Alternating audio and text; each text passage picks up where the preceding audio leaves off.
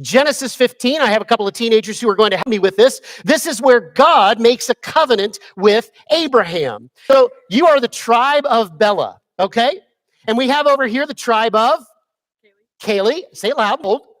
Tribe of Kaylee and the tribe of Bela, okay? Everybody from here over, you are in the tribe of Kaylee. Are you ready? Everybody go, say, go Kaylee. Everybody over here, you are in the tribe of Bela. Everybody say, go Bela. That tribal leaders would get together. And as tribal leaders would get together, they would enter into a covenant with one another in order to have each other's back. And so what they would do is they would seal this covenant with one another in a 9-step ceremony referred to as a cutting of the covenant. Everybody say 9 steps. Now say cutting the covenant. You can go to Jim Garlow's book called The Blood Covenant. Step 1, they would exchange their outer robes. They're exchanging as their robes that from a distance. If I were at a distance, that you who are over here in Bela's tribe, you're going to all of a sudden look at a distance and you're going to see Bela's robe. But you're not going to see Bela, right? Because she's now given Kaylee her robe. Makes sense? You with me so far? Same thing over here, okay? You're looking for Kaylee, but guess what? That's not Kaylee. Who is it? It's Bela. So what happened is when they would join in partnership with one another, they would first trade one another's robes. So that way, at a distance, if you were looking, you would not know, and it would blur your thought about who I'm actually seeing. Then what they would do is they would exchange belts.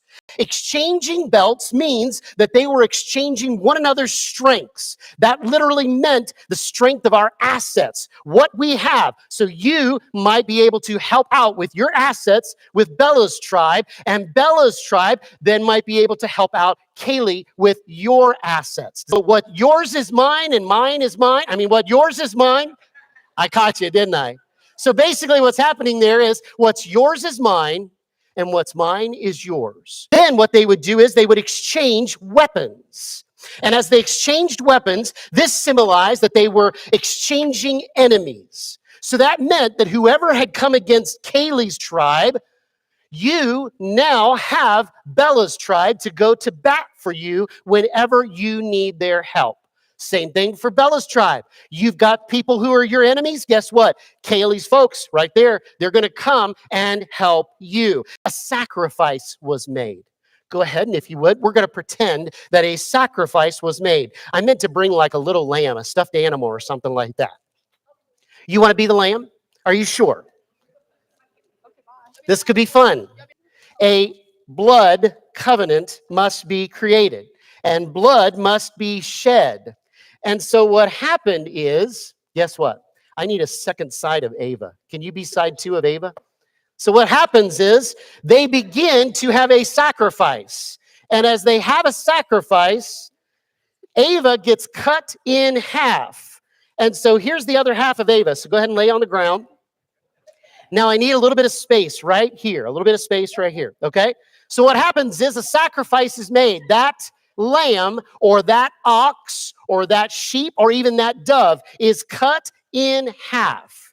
And as they do that, they then have what's called the walk of death. What you're going to do is you're going to kind of walk around and walk around. Both of you are going to do so. You're going to walk around in a figure 8. Anybody know what also a figure 8 looks like? Infinity, okay? The animals cut in 2, they're lying open, blood is all over the ground, and blood is coming up on their shoes, blood is coming up on their coats, and so everything is a bloody mess. If you don't follow through with this cutting of a covenant, if you choose to give up on this covenant, may what happened to the lamb happen to you. The next step, step 6, is that they mark a body. They mark on their body. They will shake hands now with their bloody hand, okay? Marvelous. And some primitive cultures still do this today. Sometimes some will take gunpowder and they'll rub it in the cut. And so that way it becomes like a tattoo.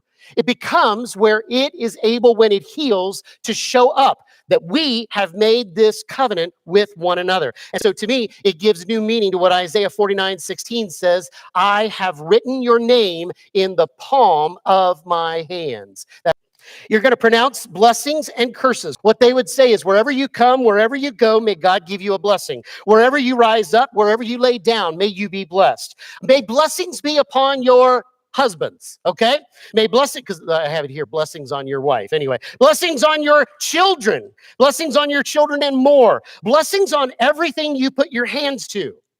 But, everybody say but.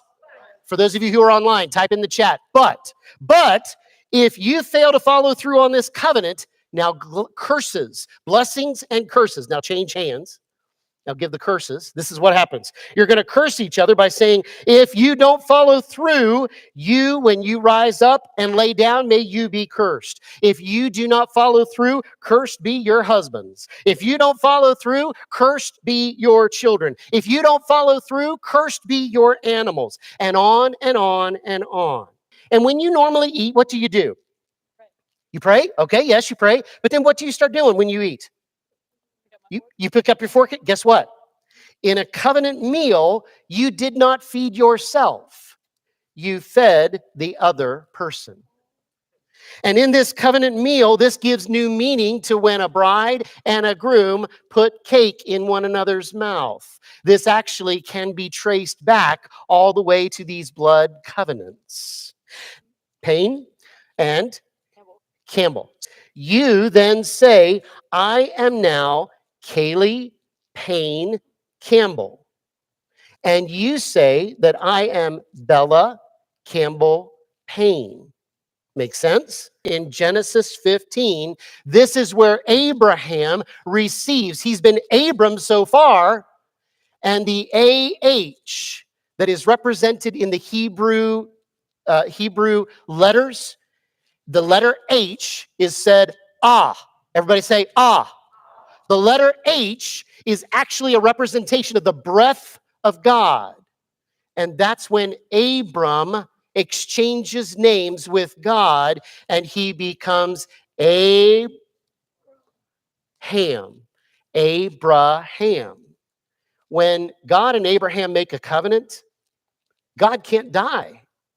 Remember what I said. If they fail to follow through, they could either kill one another because they've not followed through. Guess what? God cannot die. And so what happens in Genesis 15 is Abraham falls asleep into a deep sleep, and God is the only one who passes through that bloody mess. And what he is saying is if this covenant fails, I'll take the consequences on myself. And who took that consequence? Jesus.